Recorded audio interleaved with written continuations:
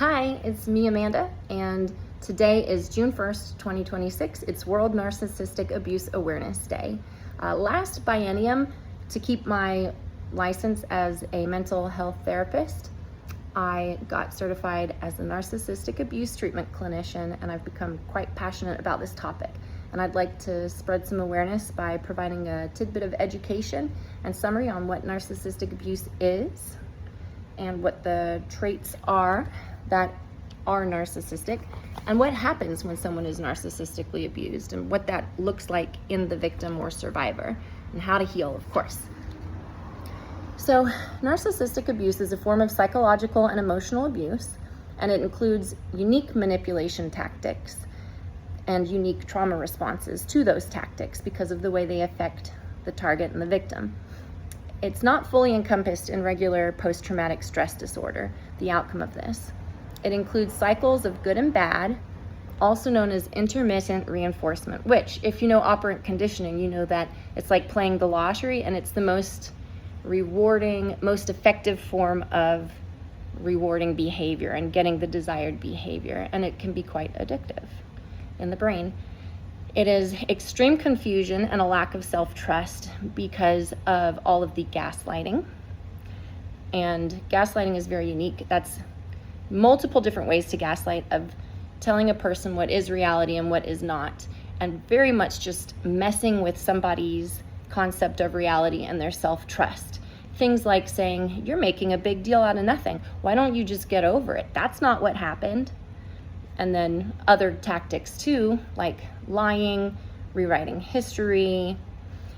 Here's some more tactics too. Triangulation. There's many different forms of triangulation, which involves a third person in order to manipulate. So it can be behind the back talking. It can also be talking about somebody else in a positive way to provoke jealousy. It can be talking about somebody else in a negative way to try to trick somebody into coming to their own side without really knowing what's actually going on, and making it seem like the manipulator is the person who's got your back. It includes excessive and severe and toxic blaming and shaming, smear campaigns, which is when the narcissistic person would go around and just start feeding a narrative and story about somebody to the people that they know. And they generally will do this as a secret, so the victim doesn't necessarily know. It can also be in retaliation for standing up to the narcissistic person, and what it does is it isolates the target. It's a form of emotional, coercive, and relational control. So it takes away people's support system person by person, because then all of the people think that the person is doing and saying and intending things that they are not. And so then the victim loses support from other people in the group. And they can also smear other people in different spaces of that individual's life. It's a whole lot of relational aggression because it's often very covert. It's not always grandiose. Grandiose is probably what most people think when they think about narcissism, just the very loud, obvious stuff. But it can also be very covert, which is also known as vulnerable narcissism, which is presenting more like the victim and getting sympathy and empathy from other people on the outside, and using that to control the person they're talking about or to control the people that they're talking to. And that involves a lot of manipulation and trickery. But it's hard to pick up on because you don't know. You don't know that somebody's not telling you the truth. Because, like mentioned earlier, there's cycles of good. So they seem trustworthy and good, and they do a lot of good things. It also includes fear, obligation, and guilt. Sometimes that's with the acronym FOG. So a lot of threats, oftentimes threats to leave, threats to use force, threats to harm, threats to take away. And sometimes the threats are not even verbalized. They're conditioned responses, such as withholding affection and love and silent treatment. Obligation, so if they do something nice for you or give a gift or they've hung around you, then later they use that to obligate you or relationships to stick around despite causing you harm and not stopping or changing. And then guilt, like just trying to get you to think that you're hurting them or you're the one in the wrong because you have a conscience and you feel guilt, and guilt is good and it's healthy, but not toxic guilt and not being guilted for things that you didn't do or that aren't in your power to resolve. It includes love bombing and idolization. So in the beginning of the relationship, and sometimes often repeatedly in cycles, being just really super nice, just really nice, which it makes it hard to leave these relationships because a lot of people often say, but the good times are so good. And of course, they even feel extra good when they're compared to abuse. It then moves to devaluing, breaking a person down, saying very defamatory remarks, discrediting a person, portraying them as mentally ill, crazy, like they don't know what they're talking about, like a liar, no one can trust them, and then discarding, just throwing a person away, treating a person in a way where they would never, ever, ever come back. But then it's followed by hoovering, which is also a continued unique form of narcissistic abuse. There's no acknowledgement, no remorse, no apology. It's just, sometimes it's a casual, hi, how's it going today? Happy birthday. And it often looks nice on the surface. And that's why it's so confusing, is because it's normally what people do when they're being nice, but they're not doing it because they care about your feelings. They're doing it because they care about their own feelings and they want you to come back into the relationship. And then there's the rewriting of history. They tend to go back in time and change things that happened in their mind. And they want to believe that for a variety of different reasons. And they'll go around telling other people that. And they'll go tell you that. They'll go and lie to you about you. And then to avoid accountability, if you ever call them out on it, we got good old Darvo, which is when they deny what they did, they attack you. How could you? And they reverse the victim and offender. I can't believe you're saying I would do that. That's so wrong of you. How could you accuse me of that? You should feel guilty for accusing me of the thing I did. Or, Darvo can come in a lot of different ways. It could be like, but you did this one thing that one time. It could be, but I did this nice thing for you.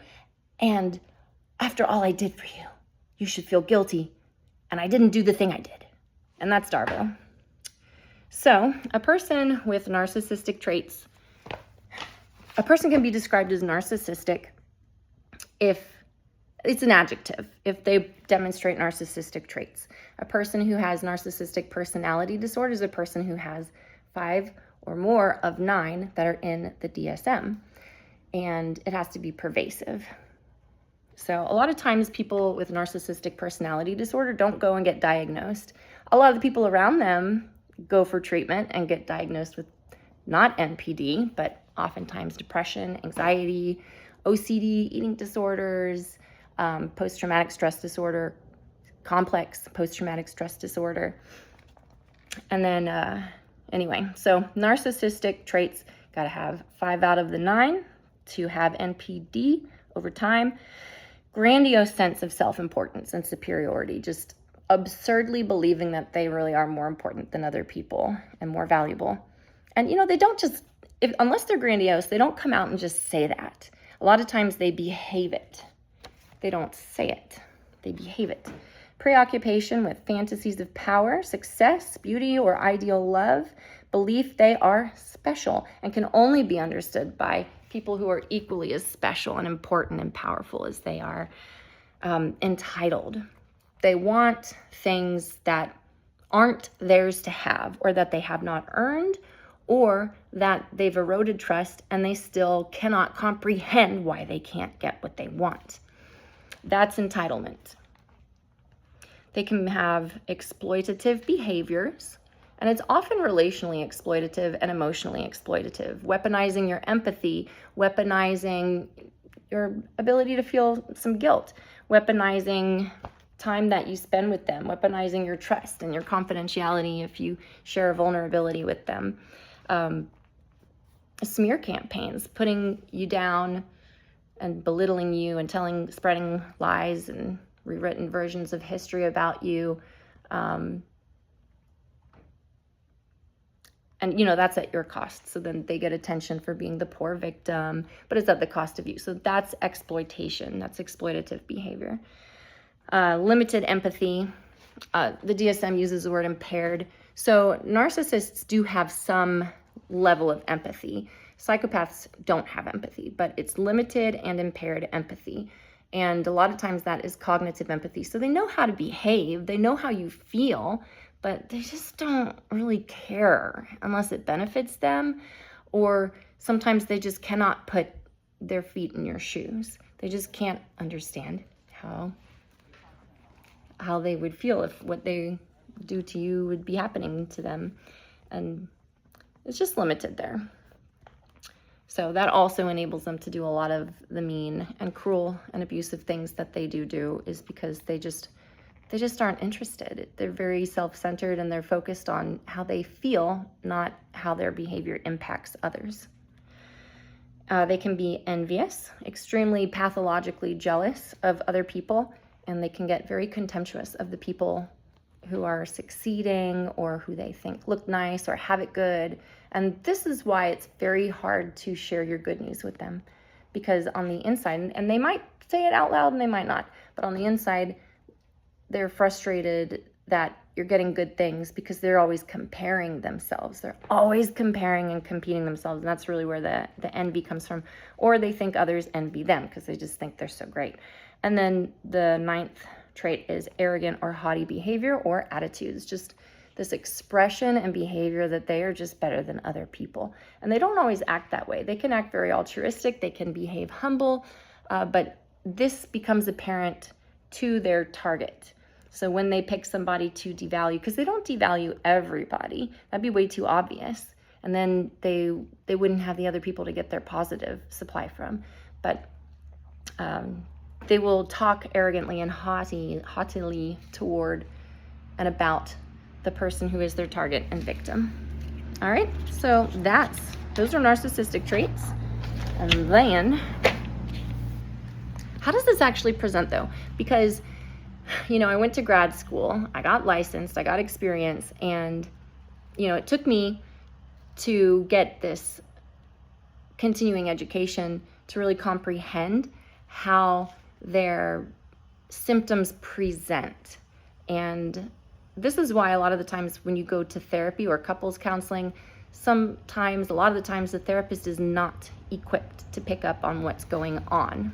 And you have to be very careful of that. That's why it's good to get a trauma-informed therapist or somebody who knows about family systems, because it's often something rooted in childhood as far as etiology goes.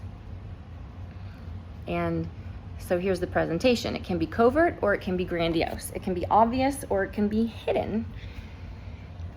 And there's various forms of narcissists, like the altruistic narcissist, the helping narcissist, the communal narcissist. So they wear a mask. They have what's called a false self, which has to do with their feelings of superiority and their beliefs. It's delusional thinking about how great and wonderful they are, but they want to believe that it's true. So they present it as though it is true, while internally and secretly they're very insecure, and the values that they have apply more to everybody else than to them. Lots of double standards. And at some point, if you hang around them long enough, you see what they look like with, quote unquote, without the mask, when the mask falls off. But they're not authentic. They're not who they present like they are as a whole. Consider parts work. A lot of times people word it this way: they are allergic to accountability. So one way to know that somebody is likely narcissistic is they just will not take accountability for the things that they do. They just deny, or they do a whole bunch of word salad until you're exhausted and give up, but they don't take accountability for the things that they do, even with proof. They are highly defensive. They have to be all right and all good, and you have to be all wrong and all bad. because it's binary thinking, it's rigid, and it has to do with lacking object permanence and being able to see the middle ground. So it's all or none, white or black, about me, about you. And there's also that psychological splitting when a person who has NPD starts seeing somebody as either all good and they're idolizing them, or they see them as all bad and they are devaluing them. They're very antagonistic. It's that, if there's one word to describe NPD, it'd be antagonistic, I guess, and insecure, the two of those together. Probably insecure first and then antagonistic, close second. They must win and be quote unquote right at all costs. They will lose anybody and anything, and even cost to themselves, just to continue this storyline that they are correct. And again, proof doesn't matter. Reality doesn't matter either. They just, in their minds, they have to be right. Enmeshment, yes. They get enmeshed in their relationships, and this is why they're not good at respecting boundaries. It's the entitlement and the enmeshment, and this is the whole extension of self thing. But what it is it's a cluster B trait. So there's some other personality disorders in the DSM that are cluster B traits, and cluster B traits have a lack of identity development. So they have a hard time seeing themselves, they have a hard time seeing you, and they really can't unless they become self-aware and really work for a long time on their healing, which is extremely rare. But they have a lack of identity development, and they don't know like where they end and you begin. And they don't know who they are unless the world around them is telling them who they are and what to think of themselves. And that's where you get that term narcissistic supply from. Emotional reasoning and external locus of control. So if they feel a certain way, they think that is reality. That is their reality, is how they feel in that moment. And if things are going badly, it's because of outside forces. It's because of you, it's because of the weather, it's because of their childhood, it's because of anything but them. And then things are going great, of course it was them. Even if things are going great for you and you have a relationship with them, it's because of them. So they'll take credit and they will deflect responsibility and blame. Let's see. So a lot of their attachment comes from how they feel around a person. It's not so much their value for that person. It's their value for the way that person, how they feel around that person. And that's why their love seems so conditional, because it is. It's based upon how they feel and what they want and what they think they can get or what they think is happening. So as far as healing and prevention goes, if you've been narcissistically abused, one of the key things is you've got to get educated on NPD. You have to know what it is, and you have to know what narcissistic abuse is, because there's nothing like it. You can't understand if you don't understand. It makes the crazy making start making sense, and it starts grounding you in reality. It starts to ungaslight you, because then you know, oh, that's what's going on. That's why they did it. And it also helps you not to take it personally, because they're going to do this stuff. They've done it before. They're going to do it again. And it's not about you. It's about the problem that is going on inside of them. So you can depersonalize it, and that means that you can start taking the shame off. They put a whole bunch of shame that they feel inside of them on you, and you can start getting that toxic shame off of yourself. That's a big part of healing. And then correcting the implanted inner critic. So writing your own story, rewriting your own narrative, living your own life, becoming true to you, doing the things you really want to do, and being you, despite that they worked hard to dim you and make you feel self-conscious or in the wrong for just being you, when being you wasn't harmful. Boundaries are a big part of healing, because if you continue to drink poison, you're going to be poisoned. So you've got to find a way to be around poison a whole lot less and to manage that. There can be workarounds too when you want to keep these relationships, but you recognize the unhealthy patterns. Never fight back. Well, I don't know. That could be a personal choice, but it's usually not fruitful. Don't defend, don't argue, don't explain. Do gray rock instead. Improve your support system. Do lots of self-care. Take care of your health. Sleep, work out, eat. You know, treat yourself like you are worthy of existing and being loved, because you are. If you know someone who's suffering from this kind of abuse and they're very confused, you're going to notice a lot, because probably a lot of self-blame, a lot of grief, and a lot of confusion. So if someone is sharing their abuse story with you and you want to support them, hold space and be a good listener. You don't have to say anything. Don't place any responsibility on them to do anything. Don't shame them. Don't blame them. Try to understand trauma bonding and brainwashing and coercive control and cognitive dissonance, because those are all the types of things that keep people stuck in these relationships, justifying the abuse and denying what happened. And listening quietly, educate yourself. Like if you love someone who's getting abused, educate yourself on it so that you can understand what's going on and understand what's going on inside that person. Validate their emotions, hold space for their emotions, give them feedback on the manipulation, like saying that's not normal and that's not okay. Narcissistic personality disorder is real, and there are people who are narcissists just out and about. They look like normal people. You know, there's a lot of conditions where it affects the way people look on the outside, but they look the same. You would never know. You would never know. And if you find yourself in a relationship with a person who has narcissistic personality disorder, you know, you didn't do anything wrong to get that, although there can be trauma reenactment. That's a different topic, you know, if you had that in your childhood, the same type of abuse. But you can't know. There are some red flags, but they just behave the way they know they need to, you know, as long as they know they need to and when they need to, and they know how to do that. So narcissistic abuse is real. The trauma is real. Trauma is involuntary, it's unwanted, and it's purposeful, and it's real. It's your nervous system telling you you're not safe. It's your nervous system telling you that you've got to get away from the damage.